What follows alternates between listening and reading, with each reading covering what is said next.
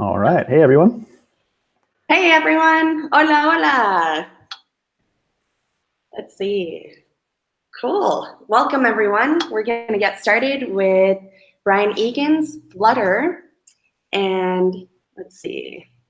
Wait for some people to stream in. Okay. Hi, my name is Angie. I work for KeepCoding. KeepCoding is a career accelerator for developers. Me llamo Angie, trabajo para KeepCoding. Somos una aceleradora para desarrolladores. Y aquí tenemos Brian Egan. Él va a hablar sobre Flutter. And today we have Brian Egan. He's going to talk about Flutter today and do some live coding. So I'm going to introduce Brian real quick. Brian is a Montana boy. He's currently living in Germany. He worked for Zappos and SoundCloud, and he's also the author of Flutter Cookbook and is an indie developer. And so, yeah, if you have anything else to add, Brian, can you tell us a little more about yourself? Yeah, for sure. So, yeah, as Angie said, I come from the United States. Apologies, I won't be able to speak Spanish on this call. But yeah, feel free to type in any questions in Spanish, and hopefully Angie can translate them for us. As Angie said, I came from the US and moved to Germany, where I now live, and I've been a web and mobile developer and also a designer previously as well. And so, yeah, I've spent a lot of my time working on applications, either e-commerce applications or SoundCloud audio applications that are used by a lot of folks in general. So I've had a good amount of experience working on good-sized public-facing applications and also working with teams of decently large sizes. And so, yeah, so I kind of was doing that. And then a couple years ago, I found Flutter, and I really liked it. And so, yeah, I'm here today to hopefully share some of that excitement about Flutter and tell you what I think is exciting and fun about Flutter. Yeah, so hopefully it'll be a good day. Awesome. So if any of our viewers have any questions at any moment, please feel free to write them in the YouTube question box, and we'll get back to you as soon as we can. So whenever you have a question, just type it in there and we'll get to you. Brian, can you tell us how you ended up in Germany? Yeah, for sure. So I was living in Las Vegas, and I was yeah, and I was working at a library for a while, and then I started working for Zappos, and I liked Las Vegas, but I just had this sense of adventure, and I wanted to maybe check out some other countries. And so I started getting some recruiting emails from, I don't know, like Booking.com and Amsterdam and a couple of other places. And so that kind of piqued my curiosity, and I thought, like, hey, this is actually something I can really do. And then a friend of mine who I worked with at Zappos, he had left Zappos, and actually he's from Berlin, a German himself. And I was telling him and talking to him about the situation, and he said, hey, I know some people at SoundCloud. And I was instantly hooked, because like I hadn't been to Berlin, but I'd heard it's a cool city. And SoundCloud, I actually used it at the time as well and really liked it. And so I thought it'd be awesome. I don't know if like anyone used Winamp back in the day, but like I was like, I always want to work on like the new Winamp. And so yeah, ended up getting in touch with SoundCloud via my friend, and it just worked out really well. I came out to Berlin, really loved it, and so yeah, ended up here. Awesome. Let's see, we've got Karina Rodriguez from Mexico. Hola, Karina. Hola. Hi, Haran from Spain, but he's currently living in Germany right now too. And Campi Hataki from Spain. Bienvenidos. Hi, everyone. Welcome. Hey, everyone. All right. Are you ready, Brian? I think so. Let's do it. Get started. Okay, so I'm going to go ahead and share my screen here. Okay, hopefully that'll show up in just a sec. I'm going to turn my camera off and mute myself.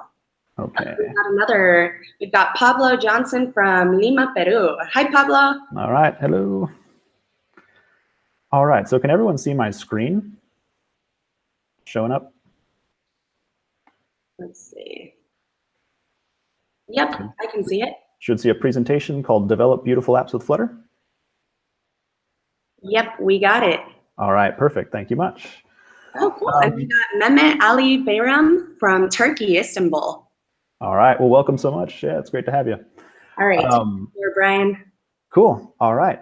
So yeah, in this presentation, I'm going to kind of take it in two parts. The first thing I'll do is just sort of give a quick intro to Flutter, 10 or 15 minutes. And then I really want to almost treat it like a Twitch stream. Let's just like jump in and start coding. And, because I think Flutter, it really shines when you're actually using it and seeing how fast it is to actually develop beautiful apps with Flutter. So if you're just getting started and you haven't worked with Flutter before, or you've just heard about it a bit, Flutter is a cross-platform framework for developing mobile UIs or mobile applications. And right now, Flutter focuses on creating high-quality Android and iOS applications in particular. And so, I think sometimes when we think about development, and especially something like cross-platform or third-party development, I think there's, at least for me, I've had some fear of that in the past, right? I was a native Android developer. You know what's going to happen. You know how it's going to work. You know that it's going to perform well. And so, for me, I was wondering about Flutter. And so I was taking sort of we were taking a look at the pros and cons of like traditional development versus third-party or cross-platform development. And of course, like I said, with traditional development, you can get really high-quality apps. They're made by, Apple. These tool sets are made by Apple and Google, and they work really well, and they perform really well.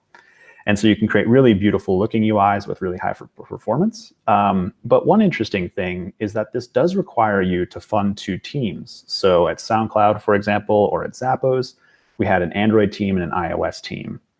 And that can be okay, and you're going to get really good quality results out of that. But the problem is that that can cost a lot of money. Especially if you're just starting out or you're just even testing an idea to see, hey, is this a viable product? It might not make sense to fund two teams at first.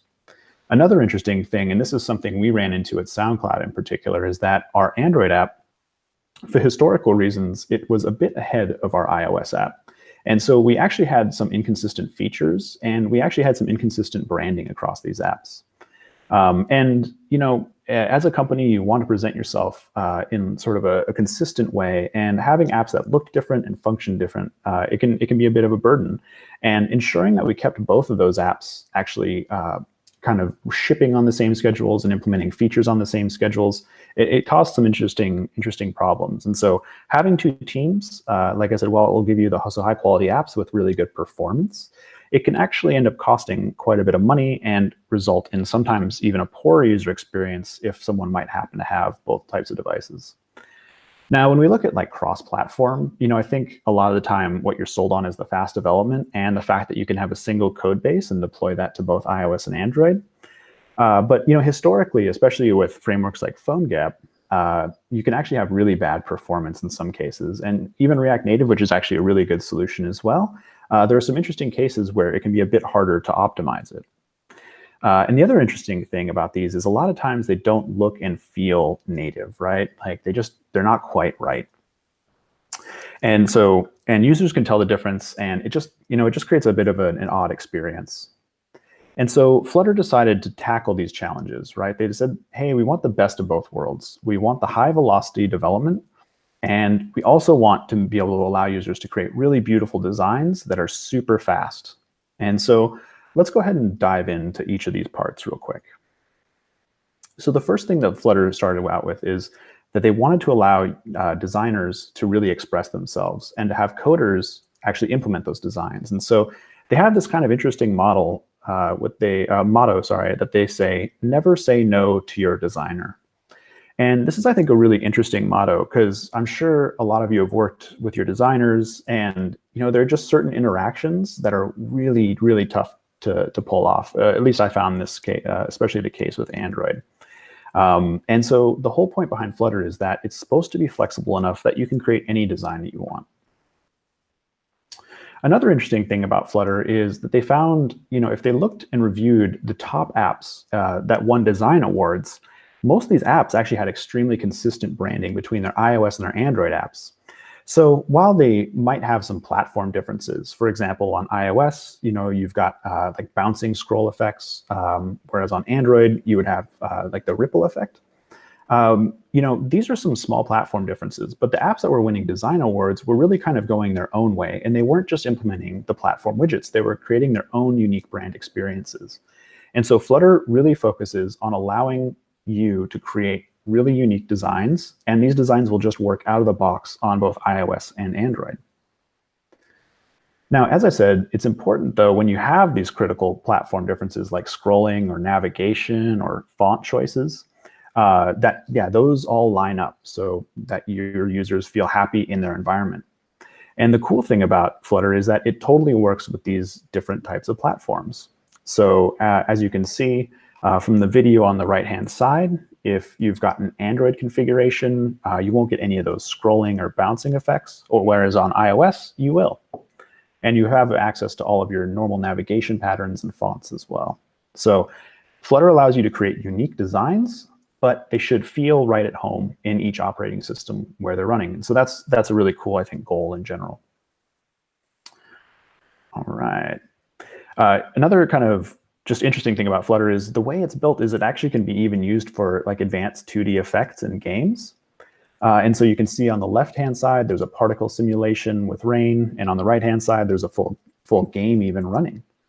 And of course, these look a little bit slow on the slides. These are just like GIFs. They're not full high-resolution videos or anything. But I still think it's really amazing that you can kind of go from designing kind of these beautiful UIs, and then if you want, you can start to add in more advanced and interesting particle effects. Now, the next thing about Flutter, and I think this is really what hooked me as a developer, is this high velocity development. And so what does that mean? Well, the main thing to this is a feature called hot reload. And this is a technique that they use called painting your app to life. And we'll actually see this live in just a couple of seconds. But the cool thing about hot reload is that as soon as you hit save in your editor, it will actually ship that change to your device that you're working on, and it'll immediately appear. The change just happens within usually less than 500 milliseconds. And so for me, this was a huge win, because as I was learning Flutter, you can just sort of make mistakes and, fix the mistake and see it work. Where for me on Android, when I was learning Android quite a few years ago, if you'd make a mistake and then you'd have to recompile and you'd wait 20 seconds, sometimes a bit more, then you have like a cradle sync issue, and eventually you get there. But just even seeing small visual changes was taking quite a bit of time.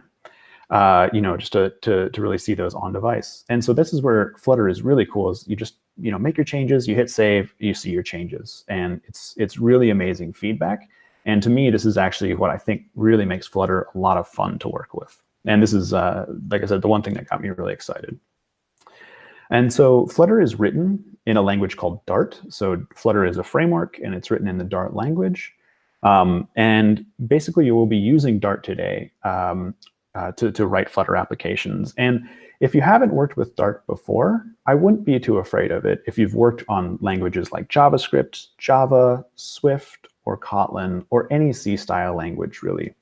Dart should feel generally familiar, but again, if you have any questions while we're live coding, just feel free to pop those on the YouTube comment box, and I'll totally be happy to dive in and explain, okay, this is what's happening, and this is what Dart or Flutter are doing here. So yeah, if you have any questions about Dart or the syntax as we're going along through the live coding session, yeah, please feel free to ask. Another cool thing about Flutter is that it just works with the tools you're used to, and so I'm used to using Android Studio or the IntelliJ products in general. And so that's what I use to code Flutter apps. But you could also use Xcode, or you can also use VS Code, just depending on your background. If you're coming from more of a web background, you might use VS Code. iOS, of course, they might use Xcode. And the nice thing is that Flutter comes to you. And so you shouldn't have to learn new tools and get used to new workflows. Hopefully, these things will just work in the editors that you care about.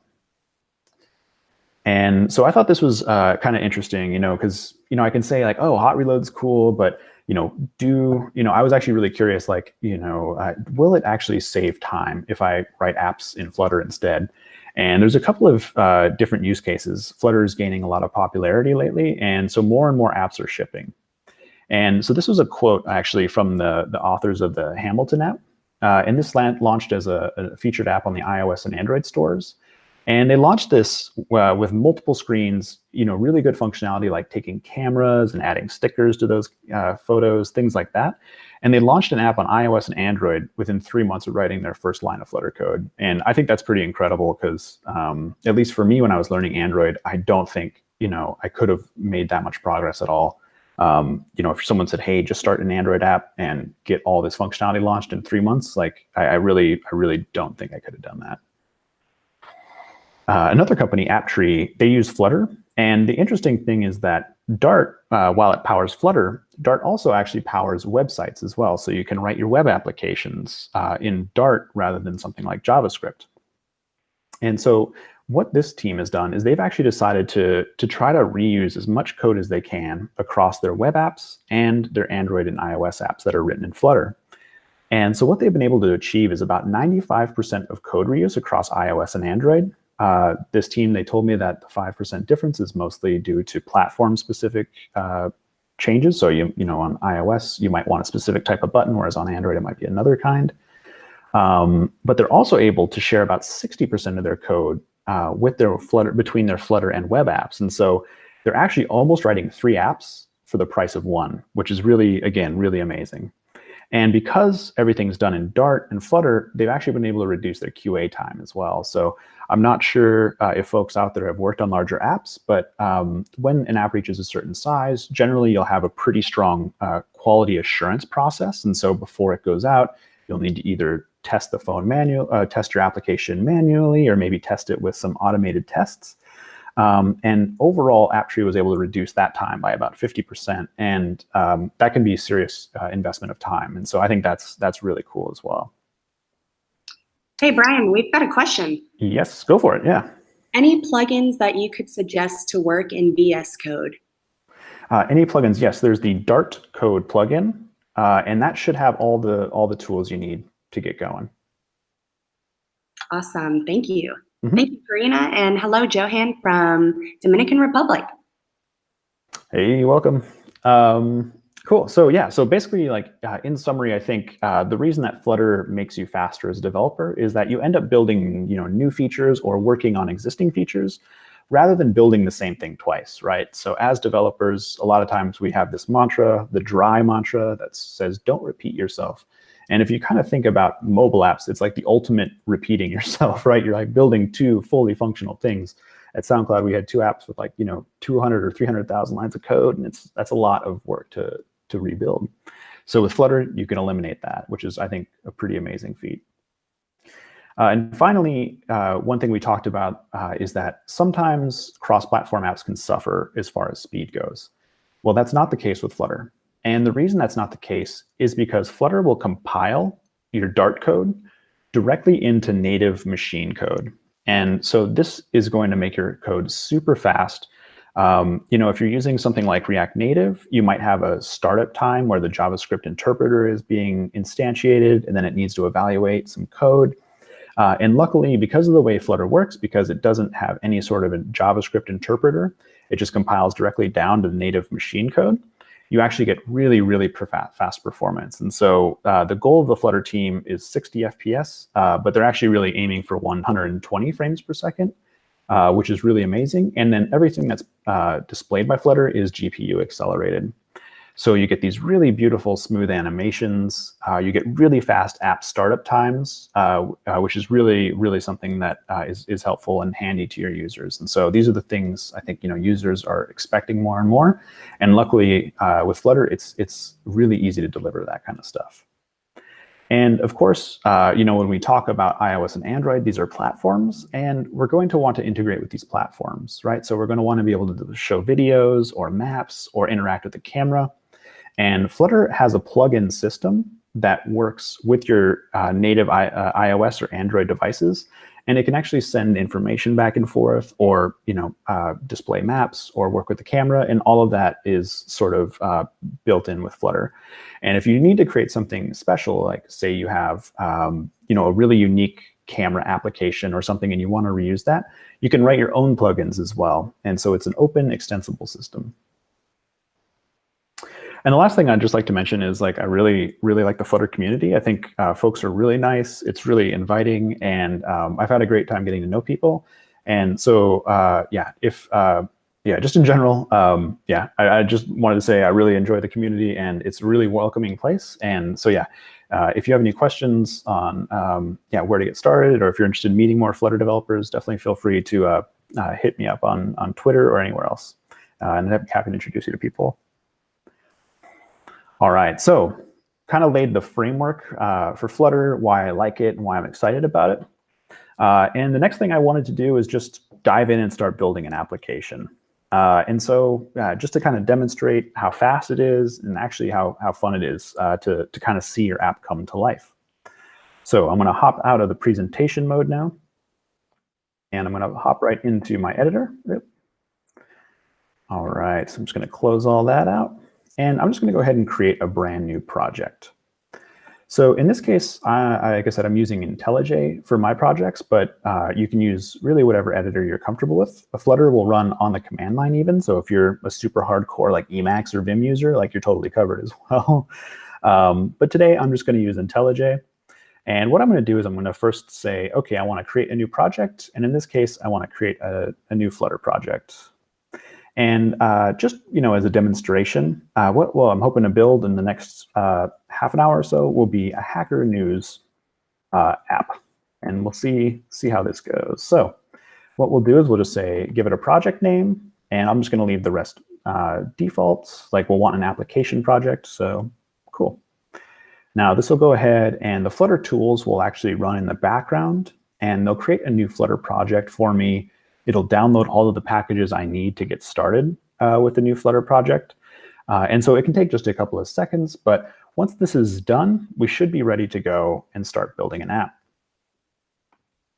Okay, let's see here. Sorry, I'm just going to go ahead and minimize that. All right, so now we've got my emulator running on the right-hand side, which I've already launched. And then I've got my code for this app on the left-hand side.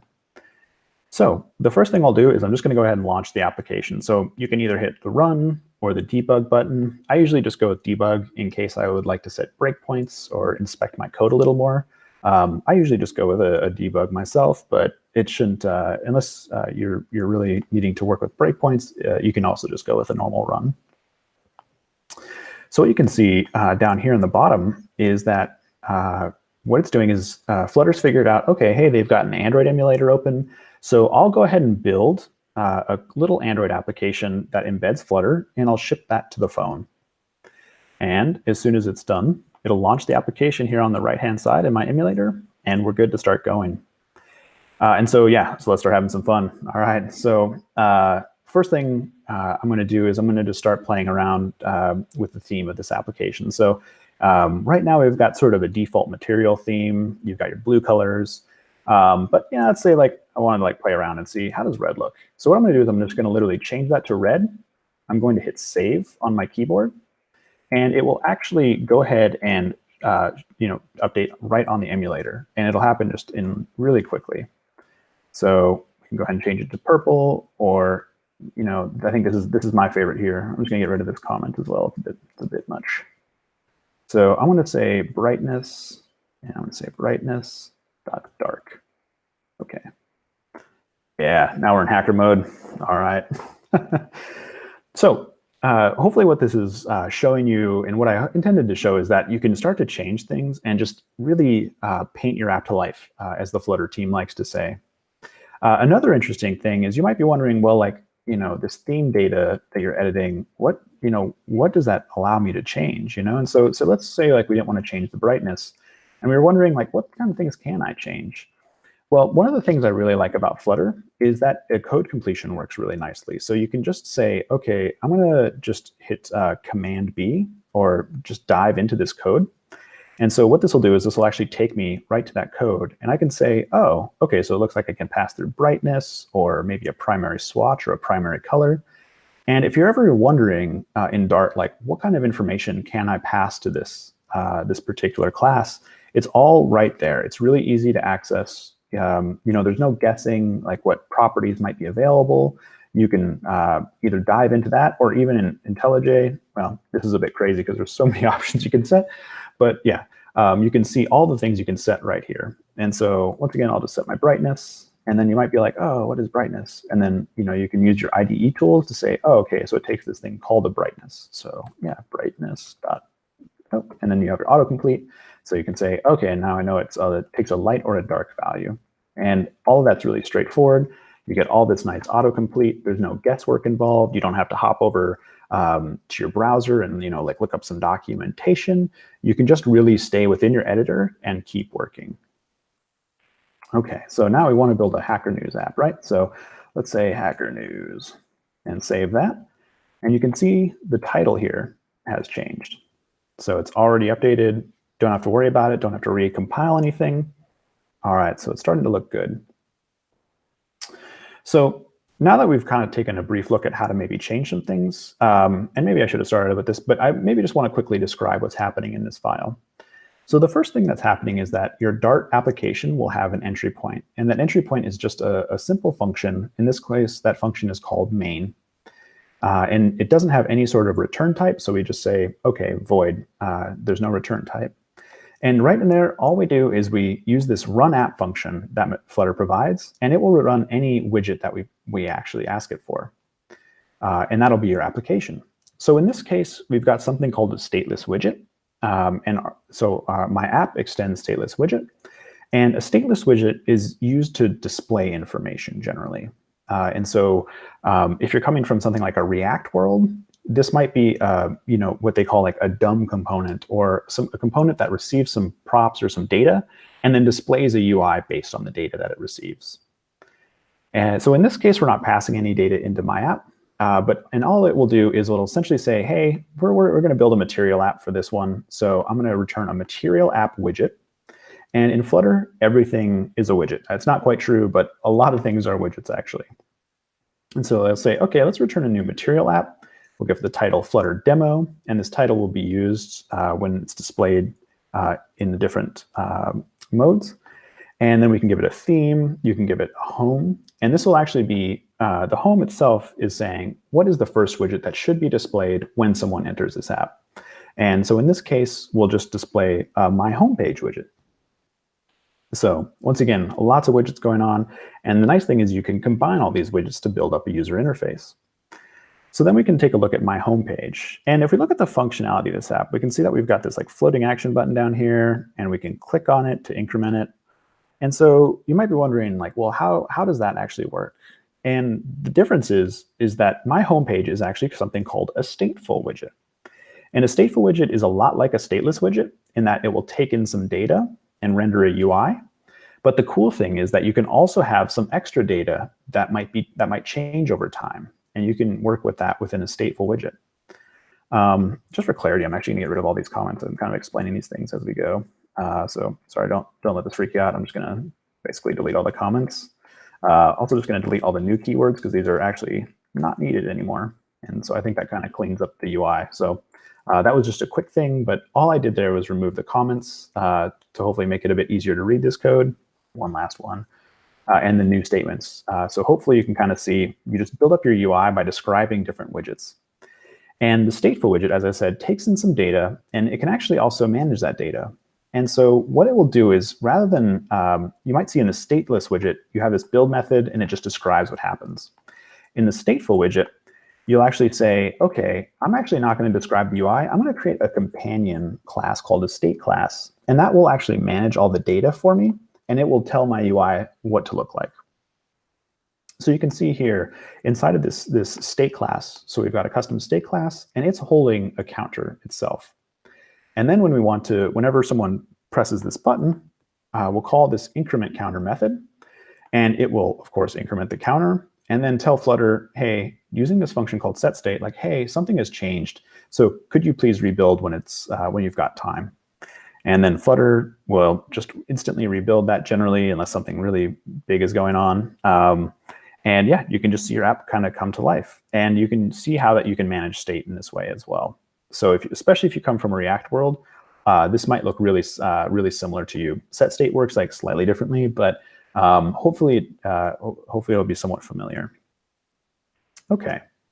And then within this build method, we have a scaffold. And this is actually what's providing the structure to our application, so the visual structure. So you can see in here, we've got the app bar. If we were to remove that and save it, you'd see the top bar just goes away. And then the main content goes in this thing called a body. Within the body, we're centering this text, and then we're actually placing it in something called a column so that we can have this text above this text here. And finally, the scaffold also contains a floating action button so that you can tap on that. And then, of course, when someone taps on it, we call this increment counter method, and that's what's connecting all the dots. In our case, we actually won't need a floating action button. So I'm just going to go ahead and delete that. Okay, and we actually don't really want to display this text either, right? So we've got this text widget and it says, okay, you have pushed the button this many times. We don't really need that information for our application either. So let's go ahead and remove, actually let's move the whole center.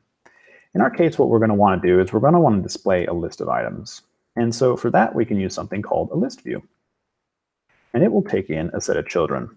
And so the set of children can be, once again, anything you want. You can say text A, B, and then C. And if we save that, we can see we've got a small list here with A, B, and C, although they don't look very good. So let's maybe let's do some more built-in widgets. So what I'm going to do is I'm just going to wrap each of these widgets, these text widgets, in something called a list tile. And that will take a title. And now if we save that, we can see we're starting to get some nicer spacing and things like that. And just to make sure that this is actually a list, I'm just going to like duplicate these a bunch of times. So just to make sure that our list is in fact working. All right, and so you can see we're able to scroll and we're able to create a list just like that. Now, for me, like I said, coming from an Android background, you know, I might have to work with like a recycler view and do all this other kind of stuff to set that up. And so when I found Flutter and just being able to create lists like this super easily, it really made me excited. And so in our case, like we might say like, okay, fake news headline 1. Cool. All right, so let's get some dummy data going just to like give our app a little bit of a structure so we can start to see. All right, cool. And then, you know, we'll just kind of go ahead and piggyback up. Oh, that's the wrong window. Sorry. Let's just go ahead and take a look at Hacker News just real quick to see what kind of information they display. So they just display like a title and then 236 points by some user. So that's the kind of information we'll want to display as well. So we'll want to have a title here. So we've got our title, and then we'll want to display, you know, some number of points by a user. So then we'll actually also add, oh, sorry about that. 136 points by Uptown. Oh no. And so it's gonna, this is another nice thing, right? So I've actually made an error here.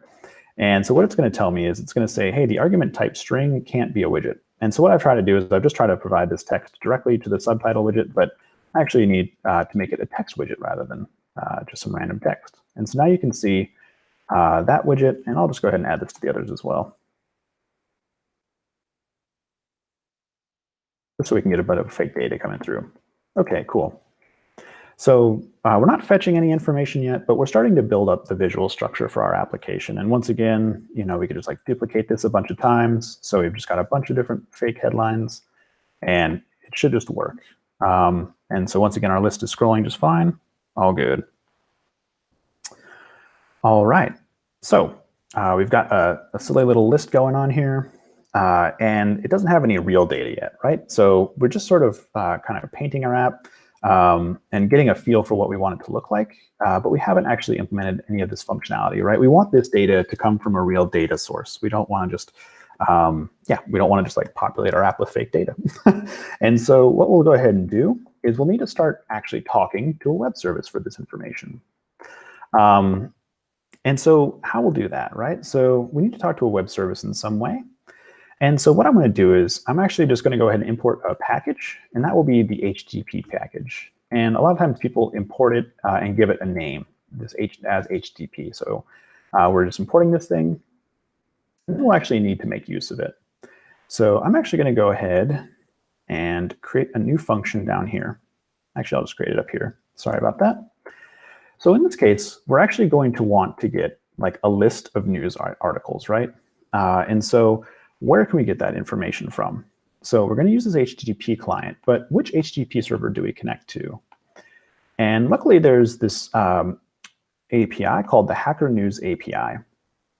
Or sorry, Hacker News Progressive Web App API.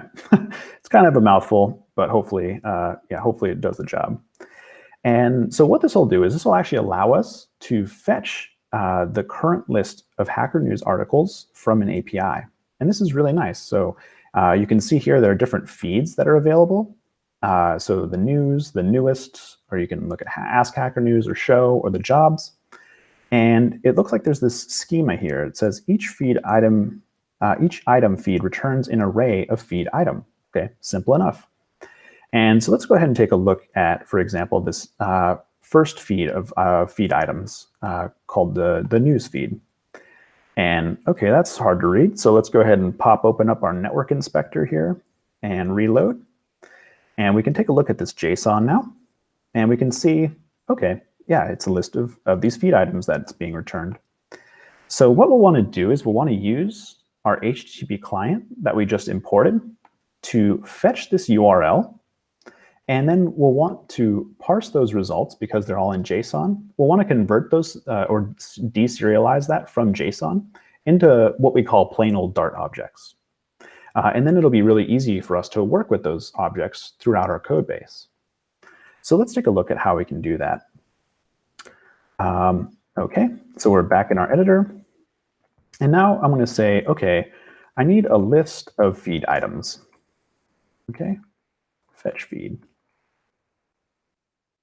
Let's call it fetch news, actually. We're getting the news feed. So what are we going to do in here? Well, the first thing we're going to do is we're going to need to call the HTTP server and get this data. So we'll say, okay, let's grab a response. And we'll use http.get. And then we'll paste in this URL. And there we go. Okay. But my editor is complaining. It says the name feed items isn't a type, so it can't be used as a type argument. Makes sense. That doesn't exist, so it can't be used. So we're going to go ahead and create something called a feed item. Oh, I have a typo here as well. Just want that to be a list of feed item. And let's take a look at this schema one more time. So in the item feeds, I'll close that. We can see a feed item has a few different properties, such as points, which we're interested in. It's got the title, I think we'll need, yes, the title right here, which we'll need. And we'll also want the user who it was submitted by. So these are the three things we'll want. So right now, we've got this response and we're calling it out, but you might be thinking like, hey, isn't that like an asynchronous call? Like, isn't that calling an HTTP server? So what happens there? Are you going to like, if you're on Android, are you going to like block the main thread? Or in JavaScript, you might have a promise or something like that to work with. And Future has something almost exactly like a promise, and that is called a future. Rather than actually returning a list of feed items, because that would be asynchronous, because that would require that this operation happens synchronously, we'll actually say, okay, rather than returning a list of feed item, we're going to return a future list of feed item. And what that means is that once this HTTP call completes, then we know that at some point in the future that will happen. And when that happens, then let's return the results. But don't return the results until that point in time. And the nice thing is we can actually just say, okay, Dart, I know this is an asynchronous function, and I want to go ahead and use asynchronous features. So you could say, okay, rather than final response equals HTTP get, you could use something really similar to like JavaScript, where you could say, okay, get the HTTP URL, and then once you're done fetching that data, then do something with the data. But what's cool about Dart is also similar to JavaScript. It's had this for a while as well, is you can add this async keyword to your functions. And now we can say, okay, let's await this response. And now we can use this really easily. So now the next thing we'll need to do is we've got the response, but it's a raw response, right? It's just got like the raw data contained within it. It hasn't been parsed, the JSON hasn't been parsed, nor have these items that are contained within the list, they haven't been converted into feed items just yet. And so that's why you can see my function still says, hey, I've got a return type of future list of feed item, but you're actually not returning that to me just yet. And so that's why I'm going to display a little warning that says, gives you some heads up that says, you need to finish writing this function. So the next thing we'll need to do is include final, we'll need to parse the JSON once we've downloaded it. So now we can say parsed equals json.decode. And now my IDE is going to say, hey, this JSON thing doesn't exist. And so, but I know it exists. So I'm just going to do something called like an alt-enter. And at least in IntelliJ, I'm not quite sure the VS Code or Xcode shortcuts, but you can say, could you please import this library for me?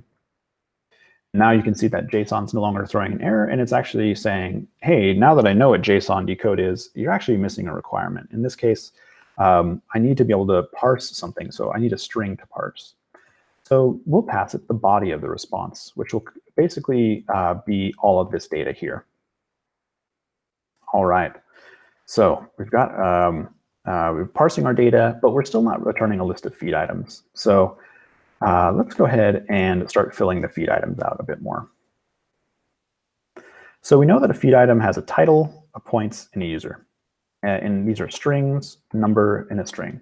So we're going to just add that data to our feed item class. So final string title, final int points, and final string user. And once again, the IDE is going to help me, and it's going to say, hey, these things, you've declared them, but there's no way to actually set them. And so I'll just ask IntelliJ to generate a constructor for me. And so now you can see we can create a feed item by passing through these three properties. All right. So now that we've got something parsed, let's go ahead and actually take this JSON and convert each item into a feed item, a proper feed item. Right now, if we were to return the results, we would essentially be returning a list of maps. So in this case, JSON.decode, it's going to recognize that the outer object is a list, but it can't automatically figure out, hey, each of these things internally are feed items. So we need to just let Dart know what it needs to do. So we know that the parsed will be a list because that's the JSON response we're receiving. And so what we'll do is we'll actually say, okay, we've got a list of maps, but we want to convert each of those into a list of feed items. And so we can use Dart's built-in methods for actually transforming lists. And in this case, I know it's confusing. It also is a map that we'll be doing. So we're going to say, hey, parsed.map, and we'll want to return a feed item from each of these calls. And now what's kind of cool is that you can say, okay, for each item in my list, right now it's going to be a bunch of JSON, but I actually want to convert that into a feed item. So now we know if we look at this, so it looks like points, title, and user are all pretty straightforward.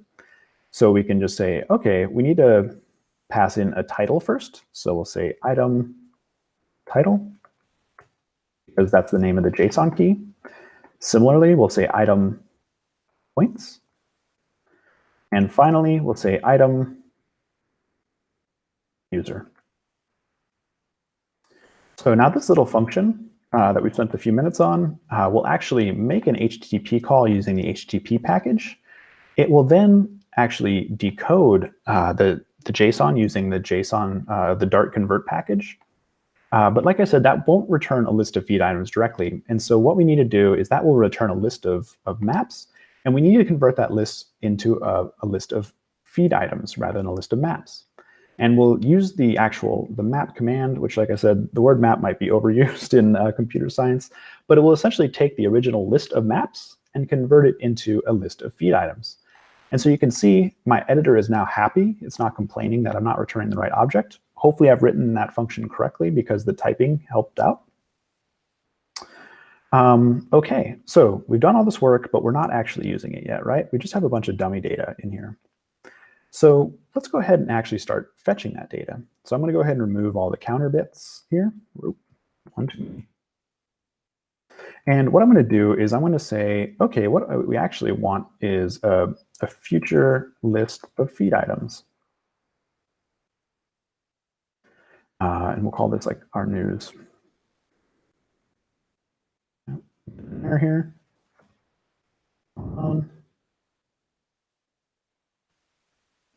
Methods must have an explicit parameter.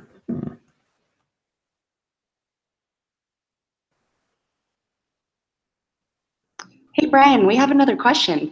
Yeah, absolutely. So it's from Karina. Which is the main difference between stateful widget and stateless widget?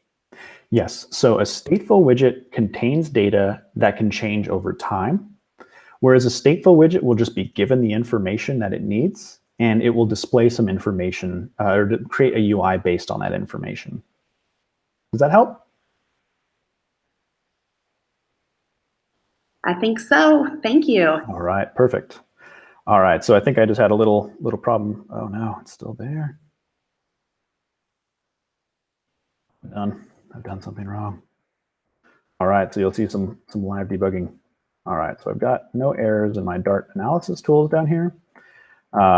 Okay, and so rather than, just gonna make sure I don't have anything crazy going on in here. Doesn't look like I do.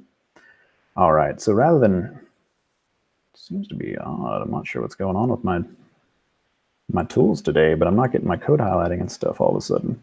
All right, there we go. Cool.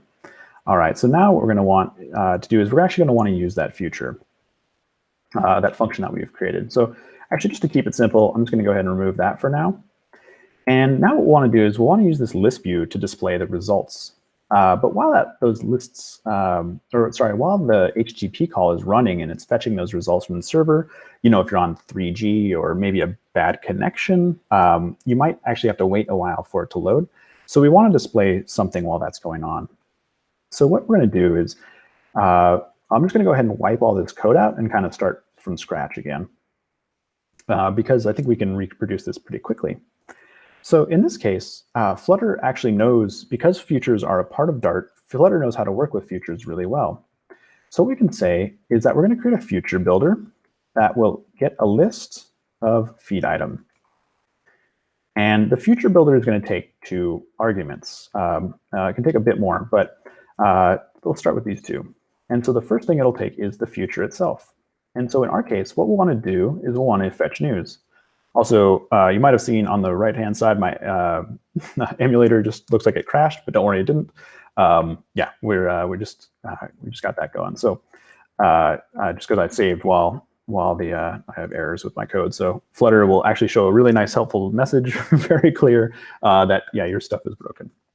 So what we'll want to do is want to say, okay, we need a future for this. Well, let's use our fetch news function to get a future, and then we'll need to provide a builder. And so a builder is just a function that takes in something called the context. And the context is used to grab theme data and other things like that. And the snapshot will actually contain our data. So we can say, okay, if the snapshot has data, then we'll return, for now, we'll just return a text widget that says, yay, data loaded. All right. Otherwise, if it hasn't loaded yet, return a circular progress indicator, which will just keep spinning until the data has loaded. So let's see what happens here. I'll be honest, I'm not sure if this is going to run, but let's take a shot. So I'm going to go ahead and hit save. Hopefully it returns. Oh no. Okay, so we did hit an error. I think I know which mistake I made, but yeah, so you can see we're running into an error. The cool thing about Dart is because I ran this in debug mode, it will actually pause on exceptions, and it's going to say, hey, this type is not correct, basically. It's not the most friendly error message, but once you get used to it, you can kind of read these things. So what I've done here is map will actually return something called a mapped list iterable. What I want is actually a list of items. So I actually just need to finally convert this thing to list. And when I refresh that, all right, so you saw that it spun for a second, and then it's the data load. So I'm just going to do that one more time real quick, so hopefully you can see it. So spinner, and then data loaded. Yeah, looks like my internet's pretty fast, so not too much of a delay there. But we're just showing data loaded, right? We're not doing anything with it. So in this case, well, now that we have data, let's go ahead and create another list view. Now, there are 2 ways to create list views. If you have a lot of items, I really recommend using this thing called a listview.builder. And then every time you need to build an item in your list of data, it will actually call this function for you. And the nice thing is that Flutter will optimize these calls. So it will only build each item as it's scrolling onto screen, essentially. And in here, for each item, so we'll actually want the feed item itself, right? So item equals snapshot.data index. Okay, so the snapshot.data, this right now represents a list of feed items. And so we're just going to want to extract each item from that list. Then we'll return a list tile. And we'll create a title, the text, item.title. So once again, you can see because we've actually gone to the bother of creating this particular class and converting regular JSON into this class, we actually get really nice code completion features. So it knows this is a feed item. It knows there are points available. It knows there's the user available. And in this case, we'll just show a title. So let's go ahead and save that and see if it works. And like that, it did. All right, awesome. And then let's look at a subtitle. And then our subtitle was, let's see, it was the number of points by a user, right? So we can say, okay, and now we can use Dart has this feature called string interpolation. So we can say item.points. And then it was posted by item.user. Oh, and once again, I made a mistake here. As you can see, I need to pass through a text. Apparently, I'm doing that all the time these days. All right, so we're going to save that. And we've got a little application going. So yeah, oh, I didn't. So you might have seen it got crazy. That's because I didn't tell the builder how many items it has, item count, and snapshot. Data, once again, this is the list. And so we can say, hey, how many items are in this list? So we'll reload that. We'll see our circular progress indicator. I'm going to go ahead and center that because it's driving me nuts. One more time. All right. So hopefully you can see that this is pretty powerful. In 80 lines of code, we are fetching data from an API. We're converting that into a list. You know, once again, we can just go nuts and change our theme and do whatever we'd like to do with it. Go from light to dark, even have a theme switcher. Yeah, so overall, that might have been a pretty quick rundown, but I really wanted to kind of show how quick and how fast, once you get comfortable with these tools, and hopefully even as you're learning, hopefully this code isn't too crazy, but you can see that Flutter really helps you out all along the way. It helps you out by providing really timely feedback so that if you're not returning the right thing, your editor will complain. If you are unsure, like, hey, what other properties, well, maybe the material app isn't the best, but yeah, like let's say the scaffold, like what other kind of things can I do with the scaffold? Well, oh, it looks like I can add a floating action button, or I can add a drawer and all sorts of stuff. So Flutter really gives you a lot of power to stay within your IDE and to work in your IDE. And then when you make a change, it just instantly deploys it. So yeah, so that's why I think I got hooked on Flutter and why I've been really using it a lot in the last couple of years, year and a half, 2 years. And hopefully that was somewhat interesting and exciting for you all as well. And you got a bit of a taste as to why I like Flutter and maybe why you might like Flutter as well. So yeah, so with that, if there are more questions, I'd be super happy to answer anything from the intro to material to more advanced questions or what we covered today. Feel free. So yeah, feel free to shoot me some questions. Cool. So we have another question. When will the Google Map widget be available without relying on the native API? Unfortunately, I'm not on the Flutter team, and I don't think they are publishing timelines, but hopefully it'll happen before the 1.0 launch.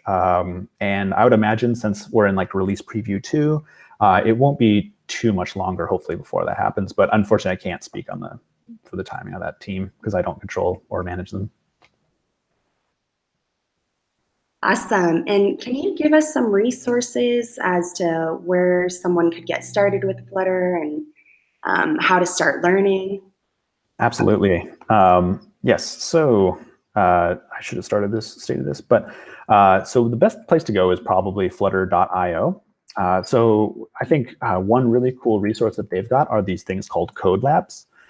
So you can go to the Flutter.io website and find those code labs, and it will be an interactive tutorial that walks you through, launching your first application, working with your first stateful widgets, like learning how to do different things. And it's really nice and interactive. I don't know, I really learn from doing, and so I really like the code labs. In addition, they've actually got a free course on Udacity now as well. So you can also check that course out as well. And that might be a really good resource. I unfortunately haven't used it or learned from that myself because it came out a little bit too late for me. But yeah, I think that'd be a good resource as well.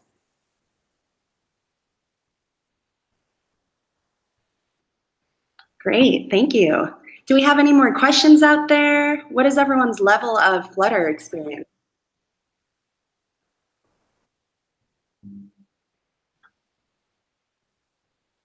I'll wait for some of this to come in. All right. Cool. Well, thanks so much, Brian. Brian was also with us earlier in July for this large, I almost want to say festival. It was like a developers festival. Oh, it was great. It was so good. It was the largest tech conference for developers in Madrid, Spain. And so Brian Egan was there with us, and he explained some more concepts about Flutter during this for about 20 minutes. He gave a keynote, and it was really interesting. And we also had Brian he had an interview with our co-founder of KeepCoding, which was really interesting. And if you're interested to know more about Brian and what he does and what he's been working on, you can see more information below in the description of this YouTube live stream. Brian's been up to some really cool stuff lately, so it'd be cool to keep up with him. What else have you been up to? These days, it's funny, I created a bunch of open source libraries, and now I'm just trying to maintain them and make sure that they're really good. So I've been trying to do that rather than, I don't know, every once in a while I try to sneak in a new one, but then it unfortunately hurts the rest of my work. So I've been trying to maintain where I'm at lately instead of trying to take on new projects. But I've got a lot out there, about 20 or 30 packages now. So if you happen to use any of those and you have questions, or even if you just generally have questions, like generally feel free to hit me up on Twitter. I'm at Brian Egan, just my name, all one word. So yeah, definitely also feel free to hit me up there. Awesome. And Brian, how was your experience in Madrid when you came to visit us? Oh, so good. I actually love Madrid. I convinced my parents to go there, actually. They're going to go to Spain next year. Now they're going to start in Madrid because I had a great time. It's such a cool city. That's awesome. Yeah. Again, thanks to your hospitality, honestly. You guys were amazing. So, yep. Thanks. Pleasure to have you. Let's see. We've got another question from Karina. Do you have any apps created with Flutter in Play Store?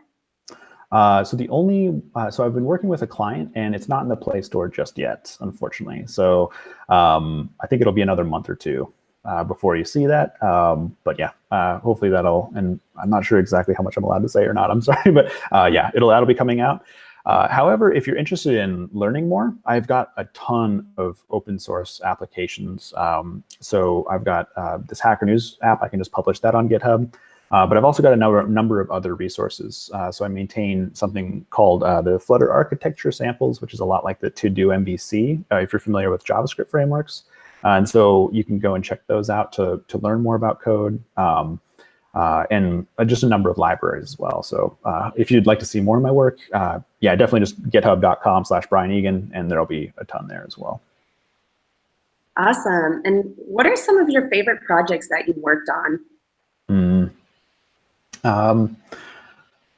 Yeah, I think one of my favorite projects I worked on never saw the light of day, unfortunately, but it was sort of a way to listen to music collaboratively on SoundCloud, and unfortunately we couldn't quite get that one out the door, but I think that was maybe the most fun thing that I've worked on. It was kind of like, I don't know if anyone used turntable.fm back in the day, but we were essentially trying to, I don't know, we just thought that was a great site back in the day when we were trying to recreate it for SoundCloud, and yeah, that was one of my favorites.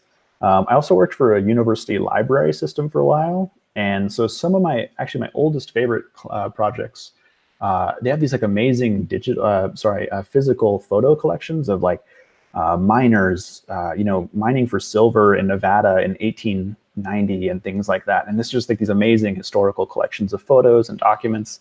And so I used to be on a team that would, luckily I didn't have to do the digitization, but I'd build the website and we'd present all this. And yeah, libraries, they're great. So. Awesome. And also, you're an indie developer. Can you tell us what that means? Yeah, so I didn't want to just use the word freelancer. So I do, of course, freelancing right now, but I'm also trying to like build up a couple of other small ideas as well on my own. And so hopefully you'll see a couple of online courses coming out in the next couple of months from me as well. And then also maybe starting up an app business with someone else, with a friend of mine in the US. So just these types of different things. So yeah, just trying to figure out how to kind of create a good revenue stream for myself. So because I don't mind freelancing, but I like working on products for a longer period of time. And that's what I'm hoping to do eventually, again, on my own thing. So cool. Yep. And last thing, you mentioned scuba diving.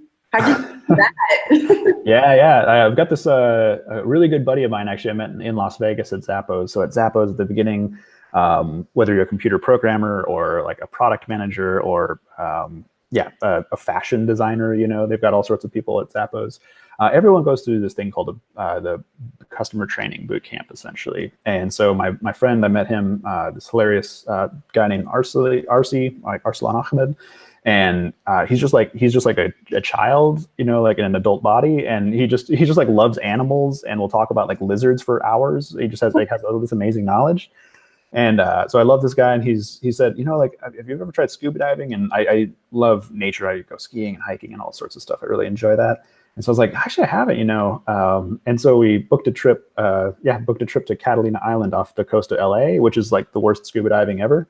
But I didn't know that, and I had the best time, and I was like, this is amazing. So, Why is it the worst scuba diving ever? Oh, it's super cold, and like there's like 3 fish out there, and it's just kelp forests everywhere. And so like, I don't know, I felt like I was on like a National Geographic, like I was like swimming through this kelp, I was like, this is amazing. And my friend's like, there aren't any tropical fish anywhere. So, yeah. So, if you fish in the distance. Yeah, exactly. Yeah, you see like one tiny blue fish in the distance. Whereas, if you go to like those tropical locations, you're just like surrounded by like turtles and manta rays and all sorts of stuff. So yeah. I know. I just snorkeling in Menorca last week, and I saw one fish and one jellyfish.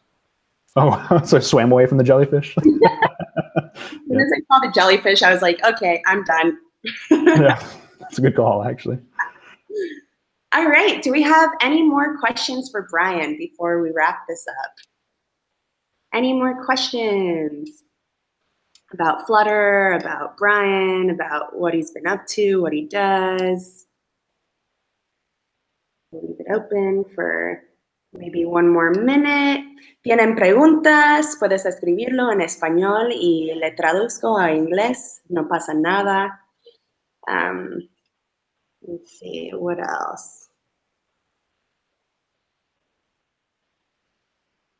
Just wait for something to come in. Where are you traveling to next? Where am I traveling to next? That would be London on Friday. So yeah, heading over there. I've got actually a Flutter workshop that I'll be delivering in person in London next week. So do that for a couple of days.